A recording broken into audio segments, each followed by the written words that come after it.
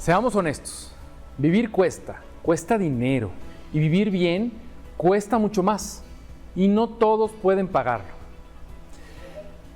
¿Quién diría no a calles más seguras, parques limpios, edificios restaurados, lugares nuevos para comer y calles seguras? Seguridad. Suena a progreso, hasta que te toca pagar la renta. ¿La mal llamada gentrificación es el villano? En mi opinión, no exactamente. Es una señal de que el barrio tiene nuevo valor. Es un valor percibido. Eso es muy importante. La gente percibe las modificaciones y le generan un nuevo valor. No estamos hablando de avalúos. El reto es, ¿quién puede quedarse a disfrutar ese tipo de progreso? ¿Podemos tener lo mejor de los dos mundos? Barrios bonitos, seguros y prósperos, sin sacar a quienes llevan años ahí. Para mí, el tema es de fondo. La crisis de vivienda. No hay suficiente vivienda. Nuestros invitados, más adelante, en la mesa de discusión, nos darán muchos datos sobre esto. Son urbanistas, son especialistas en el tema. El otro gran problema es el poder adquisitivo de la población. La gente no tiene suficiente dinero. Regalar dinero, las políticas que dan dinero no son la solución. Necesitamos progreso. Y eso sale de la iniciativa privada, de crear nuevos empleos, mejor y mucho mejor pagados, emprendimientos que generen recursos. Volvemos después del corte con la entrevista de mi amigo, el ingeniero Nacho Flores, especialista en el tema, que nos ayudará a dar un contexto mucho más amplio. Cuando el sueño de tener tu casa parece lejano, llega quien lo hace posible. Adri Hipotecas, tu historia comienza aquí.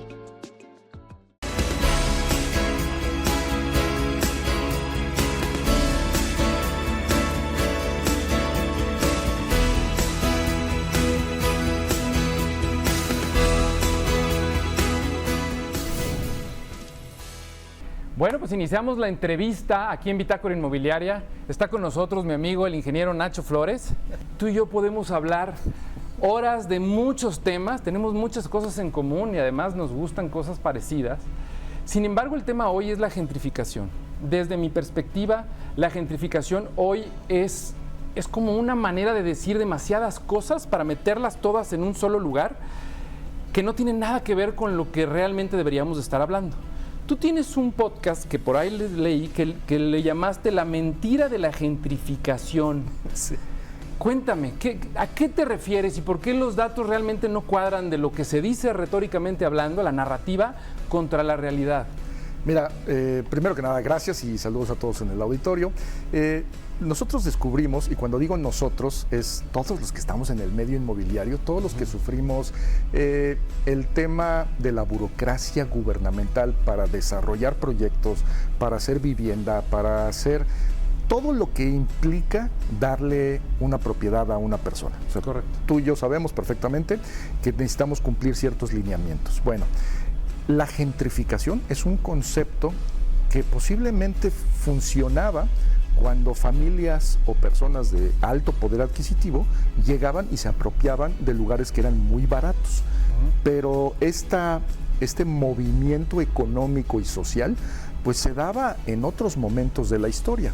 Hoy lo que está pasando no es que lleguen grandes capitales y grandes familias de mucho dinero a gentrificar una zona barata. No es como que la gente de las Lomas llega a Tepito y se posesiona de todos los inmuebles y se queda a vivir ahí. No, lo que está sucediendo es que llega capital a invertir en lugares donde la gente no le alcanza el poder adquisitivo para comprar una vivienda, un departamento, un local comercial o una zona residencial o incluso una zona industrial. Correcto. Llegan capitales de otro lado.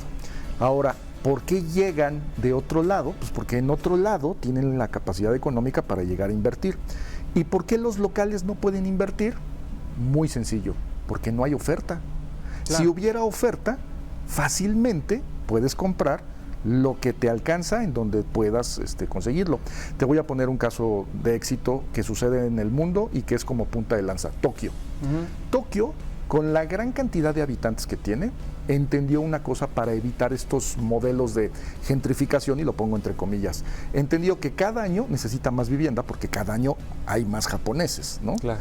Entonces, en lugar de expandirse hacia afuera, que Tokio está en una isla, se densificó. Se empieza a centrificar o a hacer vivienda vertical hacia el centro de las ciudades.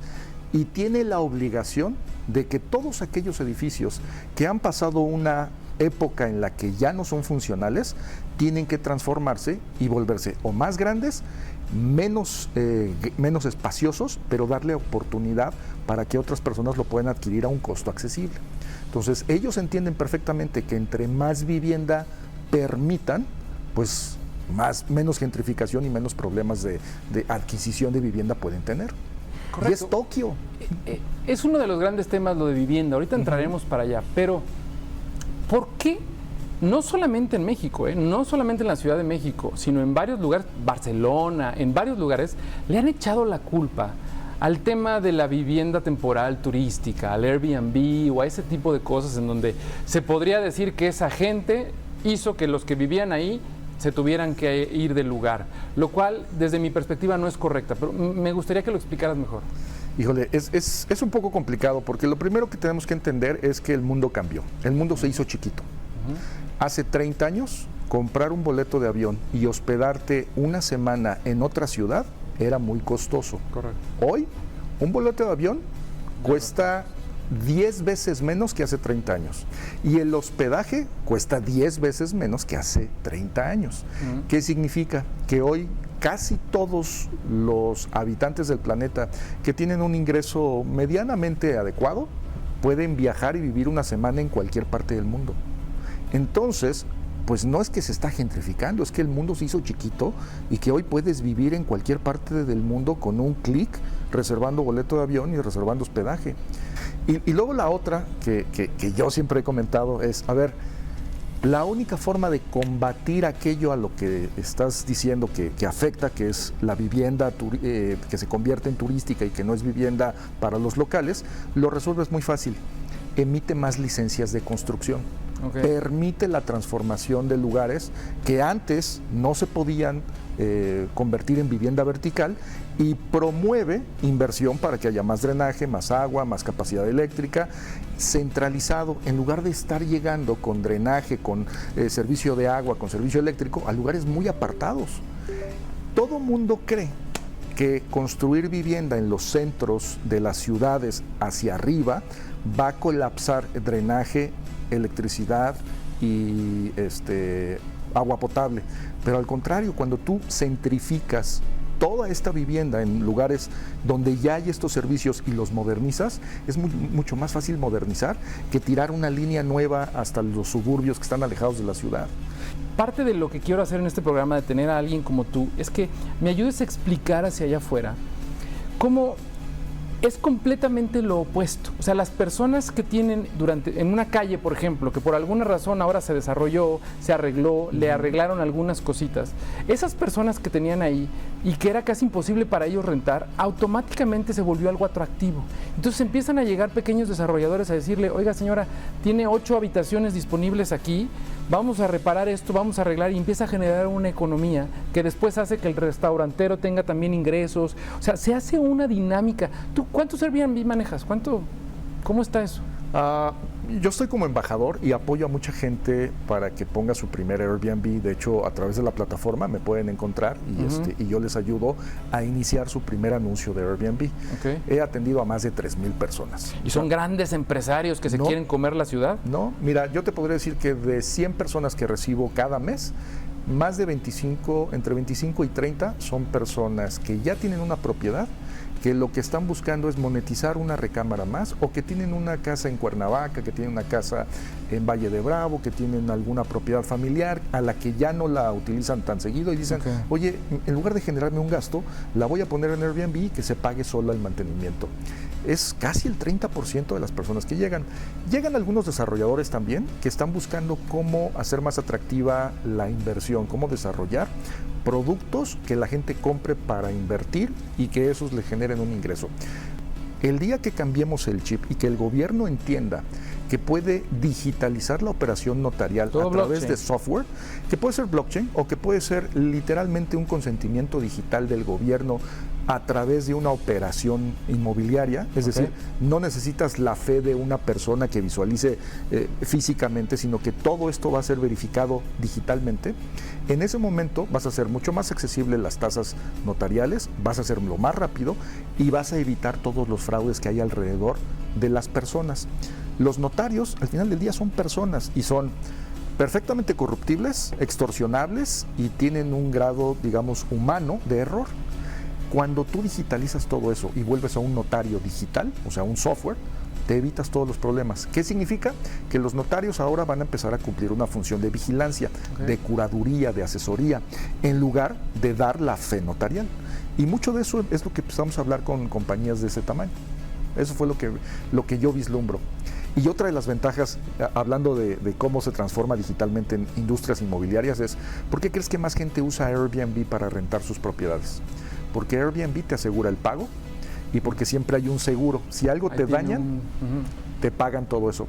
Entonces la gente está resolviendo sus problemas de renta tradicional con una aplicación. Nacho, cuéntanos qué sigue en tu programa, qué es lo que más vas a hacer, qué sigue, y cuéntanos también tus redes sociales donde la gente te puede ubicar para que sepan, estén al pendiente de qué andas haciendo. Claro que sí.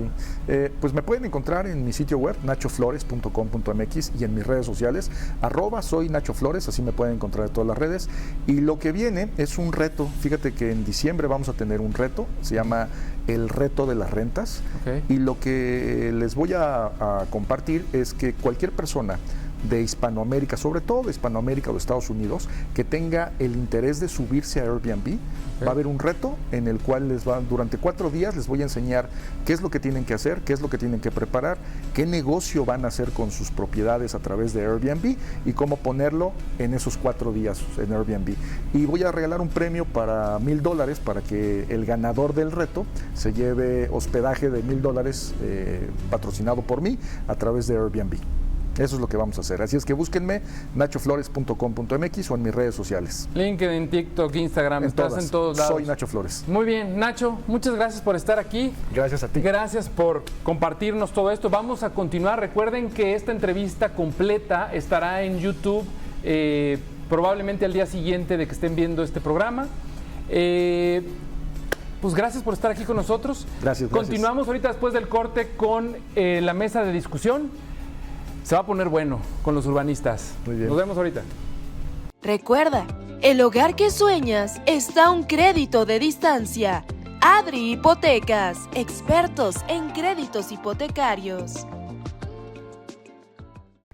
Atención, desarrolladores, inmobiliarias y proveedores del sector inmobiliario. Esto es para ustedes. Del 21 al 23 de noviembre del 2025 podrás disfrutar de la 5ª edición de Expo Inmobiliaria, Vivienda y Comercial en el Centro de Congresos de Querétaro, donde podrás concretar negocios, crear alianzas de trascendencia y actualizarte en temas relevantes del sector a través de diferentes conferencias y talleres con expertos. Llámenos al 442-691-9604, escanea el código QR o visítanos en www.expoinmobiliariayvivienda.com y aparta ya tu stand, no te quedes fuera.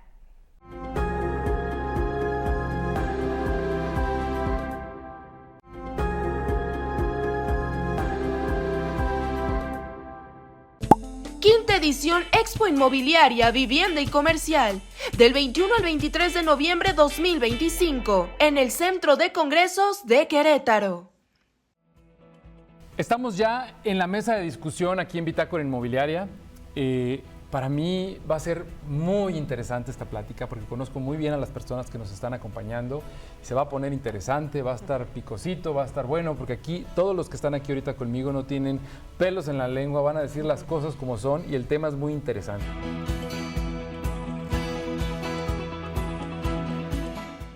Empezando por la definición de gentrificación, ¿no? Hay muchas interpretaciones y entendimientos de qué es, y esto es un fenómeno que se ha venido presentando a lo largo de la historia de la humanidad porque es la razón principal por la cual alguien o grupos de personas se ubican en un centro urbano con acceso a ciertos recursos. Es tan simple como eso. Tendemos a tener cada vez más etiquetas para muchas cosas, ¿no? Ciertamente, digo, en Ciudad de México se ha venido dando un tema recientemente con la llegada de una mayor población internacional, que de hecho la pandemia vino a detonar, gran población, principalmente de Estados Unidos, pero también Asia y otras regiones del país. Entonces se empieza a notar, por así decirlo, más ese aspecto de si se está desplazando a la población original. Recordemos, y con este dato que mencionas, zonas como la Condesa y la Roma, a partir del sismo de 1985, la gente por decisión salió. Claro. Salió, y fue cuando se generó Santa Fe y la gente se vino a vivir posiblemente a Querétaro o a Puebla o a ciudades vecinas. Entonces, el que ahora se esté dando este tema de que están llegando extranjeros y están desplazando de nuestros hogares y casas, pues es algo que realmente habría que tomar pues desde esa perspectiva, ¿no? Que es un fenómeno natural, que se debe a condiciones socioeconómicas. Correcto. Y que realmente pues hay que ver desde qué perspectiva se puede abordar, ¿no? O sea, cuáles son los aspectos más bien positivos. Pero la realidad es que ahorita en nuevas generaciones están apostando por la renta y no por la compra. ¿Por qué? Por posibilidades. Entonces, si bien hablamos de una gentrificación ahorita que no es invasiva, y justamente hay ejemplos en Querétaro muy específicos que han hecho una muy buena gentrificación y que han sabido hacer las cosas, porque el problema creo que de la palabra es que tuvo mucho satanismo en los últimos años por un tema internacional, ¿no? Entonces, por ejemplo, Neil Smith, que fue uno de los primeros que atacó justamente la gentrificación como una falta de oportunidades para personas de bajos recursos, todo esto que se fue dando de manera internacional, entonces fue que esa palabra se fue haciendo algo malo. Pero la realidad es que la gentrificación bien planeada, con datos y haciendo un buen proyecto urbanista, puede ser no algo que afecte, sino que beneficie muchísimo a las entidades de la zona. Entonces, yo pensaría más en poner a la mesa un tema de cómo hacemos una gentrificación integrativa, equivalente, que integre a todas las partes, que genere beneficios económicos, por ejemplo, de temas de oportunidades de trabajo, y con eso entonces haríamos un buen impacto urbanista. ¿De qué estamos hablando cuando alguien dice gentrificación? ¿Y dónde está ese verdadero impacto? Ahí lo de gentrificación, digo, un poquito saliéndome lo que me preguntas nada más para completar lo que decía Ana o reforzar, pues esta parte, ¿no? O sea, yo creo que el problema es la energía que le estamos dando a la palabra, ¿no? Porque el día de hoy esa palabra es negativa, ¿no? Tiene connotación negativa. Simplemente podremos tener decir que es blanco y pensamos que es bueno y negro que es malo, pero simplemente es la idea que le damos a la palabra, ¿no? Ya yéndonos ahora sí a lo que es lo sencillo, ¿no? Lo que está sucediendo es prácticamente, pues está llegando personas a lugares que ya están poblados, que están bonitos, que tienen ciertos atractivos, ¿no?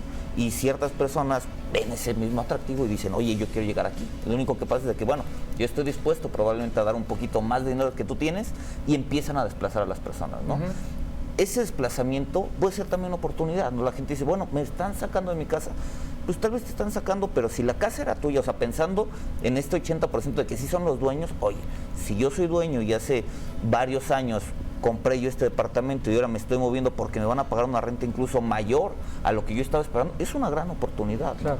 El problema es cuando las personas lo ven al revés, ¿no? Yo creo que las personas cuando lo empiezan, o sea, hablando de esta idea de que el 80% son propietarios, ahí es cuando me hace un poquito más de ruido, porque si realmente fuera el 80% de propietarios, yo siento que las personas que se quejan o se molestan un poquito más son quienes están rentando. Correcto. Porque son quienes se van a desplazar muchísimo más sencillo porque la tierra o la propiedad no es tuya, ¿no? Entonces, ese 20%, sea más, sea menos, no sabemos bien el dato, digo bien este software que seguramente trae mucho fundamento, pero esas según personas, él es del 2024 el dato, entonces pues calientito, ¿no? Entonces, todas estas personas, ese 20% de las personas, cuando se muevan, pues genera inconformidad, ¿no? Creo que lo que podría pasar es simplemente saber cómo regular, ¿no? Y cuáles son las herramientas que vamos a poner, porque no quiere decir que nada más, pues esta zona del centro donde estamos es la que tiene que estar bonita y segura, ¿no? Oye, si yo me muevo y somos más cantidad de personas, ¿qué me puedes brindar tú? O simplemente vas a salpicar un poquito, ¿no? Oye, si ya los polis, ¿no?, están cuidando muy bien esta zona porque ya están todos los recachones acá. Es más segura y entonces... Pues el perímetro de esa zona que a lo mejor no era tan interesante, ese perímetro le va a empezar a mojar, ¿no? O sea, y lo vemos simplemente en la zona fronteriza, ¿no? O sea, ¿por qué usualmente a las zonas fronterizas les va muy bien cuando estamos alineados al norte del país?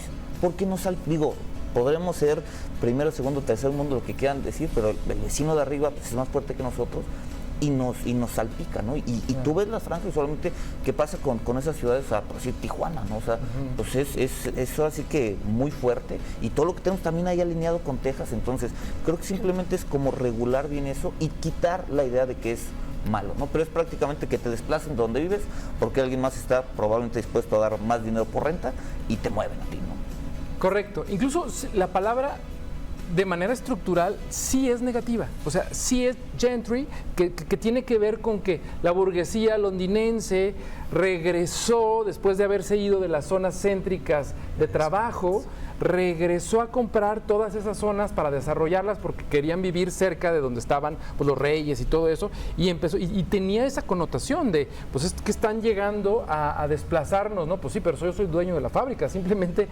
estoy cambiando la densidad de la fábrica para hacer vivienda, entonces sí tiene esa connotación. Sin embargo, creo que estamos hablando de progreso y cómo evitamos que ese progreso no desplace tanto, porque va a desplazar, o sea, ese es un tema de fenómeno social. Arqui, pero también sucede en lugares de polo de desarrollo, o sea, que no había nada y que se planea, como es el caso de Cibatá, que en mi opinión es un gran ejemplo en pues, sí, Latinoamérica, de un lugar que se desarrolló de determinada forma en donde hoy todo ha sido exitoso y si ha habido detalles se han resuelto. ¿Cómo lo ves tú que desarrollas varias cosas ahí? Pues que es una locura, ¿no? Digo, a final de cuentas yo desarrollo y vivo ahí y no me muevo, ¿no? O sea, ¿por qué? Porque es una pequeña aldea, ¿no? A final de cuentas, digo, platicaba con Salvador antes de entrar, ¿no? O sea, la ciudad de los 15 minutos, ¿no? Que es prácticamente algo que se escucha muy romántico, ¿no? De, oye, salgo, camino, tengo un jardín, puedo caminar, puedo pasear, comida, escuela, o sea, todo lo tienes junto y Cibatá te lo ofrece. O sea, mágicamente, y como se dice cuando se empezó a vender, ¿no? Es una ciudad planeada, ¿no? O algo así. Recuerdo que era la ciudad planeada, correcto. La ciudad planeada, ¿no? Y tal cual se logró o se está logrando, ¿no? Porque al final de cuentas no se ha detonado todo. Lo único malo que probablemente podría tener cuando se empezó a gestar es de que si esa misma energía se lo hubieran puesto algo todavía más cerca a la ciudad, hubiera sido excelente, ¿no? ¿Por qué? Porque al final de cuentas también es un negocio inmobiliario, o sea, tenemos que ver que para que hubiera esa oportunidad de detonar esa ciudad, se tuvieron que alejar un poquito del centro, o sea, porque yo recuerdo cuando salió la gente decía, oye, es que necesito visa para ir a Cibatá, ¿no? De lo lejos que estaba, el día de hoy prácticamente. Yo era uno de esos, ya se me hacía muy lejos.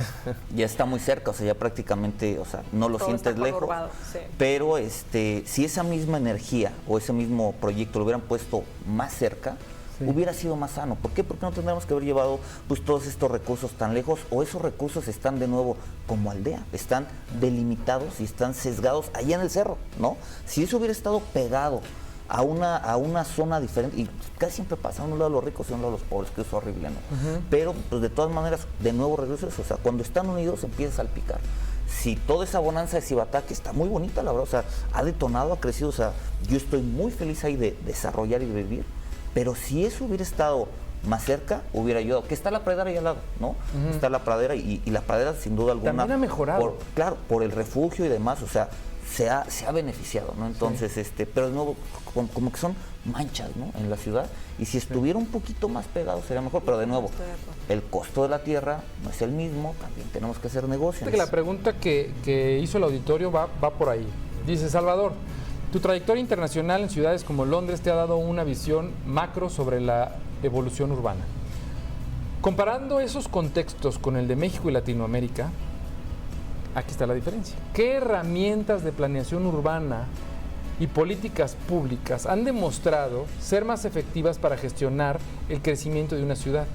¿Qué lecciones podemos aprender de otras metrópolis para que ciudades en plena expansión como Querétaro puedan fomentar un crecimiento más inclusivo y resiliente desde la regulación y el diseño urbano? Tómala, a ver, cuéntanos. Muy buena pregunta, definitivamente, y sí, también es algo que de hecho pensaba ya compartir, porque justamente, digo, una vez más, en ocasiones decimos, bueno, políticas de otros lugares pues vienen tiempo atrás, vienen evolucionando por sus propias razones. Digo, Europa, ¿por qué es Europa? Porque es pues, una cultura de 2000 años en promedio, vamos a decir, y a veces más, y también el tema de la posguerra. O sea, la posguerra fue un fenómeno verdaderamente crucial para el tema de desarrollo urbano y de legislación en Europa. De nuevo, en el caso que más familiarizado estoy, Londres o París o varias de las ciudades europeas que fueron seriamente dañadas a partir de los bombardeos. Entonces empiezan a generar estos lotes disponibles en las ciudades, ¿no? ¿Cómo se hace esa regeneración y planteamiento? Y lo que las autoridades hicieron en el caso particular de Londres, en los 60s, desarrollaron estos proyectos residenciales, los cuales tenían que tener ya un componente de vivienda asequible, ¿no? Para aquellos servidores públicos principalmente que no tenían acceso a los altos precios. Estamos hablando de hace ya muchos años, que ahora ni se diga, ha sido mucho más cuestionado o problemática esa situación. Entonces fue empezar a insertar. Entonces sí hay esa, digamos, política en lugar, o in place, o sea, establecida, y esos mecanismos que pudieran apoyar. Y de nuevo decimos, oye, pues ¿cómo vamos a hacer eso? El 25% de vivienda asequible, como bien decías, pues si los números ya de por sí no dan. Pero como en todo, esto es gradual, o sea, sí requiere una participación muy integral de las autoridades, de la inversión privada y de la población. Un último mensaje y dinos dónde pueden buscarte en redes sociales, dónde pueden encontrar tu información. ¿Cómo podemos decirle a la gente que no le tenga miedo a toda esa información que está y que más bien trate de buscar y ir a esos lugares y ver qué es lo que está pasando en la zona? Cuéntame un poquito para concluir. Sí, yo creo que definitivamente estamos en una época, y digo, nosotros que formamos parte activa del sector inmobiliario, yo siempre digo que el sector inmobiliario es el motor de la economía local, estatal, nacional y global. O sea, realmente nuestra aportación y contribución es muy significativa, pero para eso necesitamos precisamente el apoyo y conocimiento de todos, ¿no? Empezando, pues de nuevo, desde el punto de vista de autoridades, ¿no? Estos de nuevos términos, estas ideologías o estas preconcepciones que se tienen sobre qué es y no es, y de pronto, y lo voy a decir con mucho cuidado, ¿no? Pero pues salir y cuestionar y protestar es, vamos a sentarnos a la mesa con realmente los expertos, y quizás no somos inclusive los que estamos aquí, ¿no? Sino más bien decir sociólogos, economistas, urbanistas, hasta paisajistas, ¿no? Y hacer esas mesas de conversación para realmente entender. Creo que lo que nos está pasando actualmente en el mundo y por muchas condiciones es, por una parte, esa sobreinformación que nos desinforma. O sea, finalmente se termina hablando tanto y alguien va y busca en internet o ahora con inteligencia artificial y tienen una concepción que quizás no es la adecuada. Entonces, yo creo que aquí el punto principal es que realmente encontremos ese objetivo común, que es pues, el bienestar de nuestro país, en este caso, nuestras ciudades, estados y país, y a partir de eso generar esas oportunidades, ¿no? Nosotros pues recientemente justamente hemos desarrollado nuestro libro, o sea, es un libro digital que es justamente enfocado a esas claves del diseño arquitectónico que tienen una injerencia en el desarrollo inmobiliario y busca ser enfocado para desarrolladores inmobiliarios, pero que también que tenga una proyección o un alcance a nivel general, ¿no? Entonces, esa es la manera con la cual podemos ir compartiendo información, y nosotros pues estamos disponibles en nuestras redes sociales, @SalvadorRivasArchitects, en los diferentes canales, es el mismo hashtag, o bueno, la misma arroba. Entonces, encantado de estar aquí compartiendo con todos ustedes. Muchas gracias. Ha sido mi consultor en varias cosas que estamos queriendo hacer, entonces pueden contactarlo. Arqui, ¿tus redes sociales? Healing Architecture-GPI, así lo encuentran en todas las redes, y vamos a hacer lo mismo que hicimos en tu pasado. Las personas que justamente escriban en redes que estuvieron viendo este programa, ahí escríbanle, mi equipo les contesta y vamos a atenderlos, vamos a darles ahí un descuento para promover que haya más espacios como estos. Consultoría y todo. Claro. Bien, entonces, Arqui. Yo bien difícil, @el Arqui Diego en todos lados.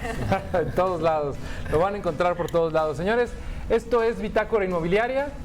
No estamos buscando resolver este tipo de temas, estamos buscando que se informen, que tengan más dudas, que investiguen al respecto, que se comuniquen con nosotros, que nos den aquí toda la información, que quienes estén de acuerdo o no estén de acuerdo con nosotros. El chiste es que puedan debatir y que entremos en este debate. Esto fue Bitácora Inmobiliaria, es la mesa de discusión. Muchas gracias a todos. Un programa más. Hasta luego. Gracias. Gracias. Bye. Gracias. Hasta luego. Hasta luego. Quinta edición Expo Inmobiliaria, Vivienda y Comercial, del 21 al 23 de noviembre 2025, en el Centro de Congresos de Querétaro.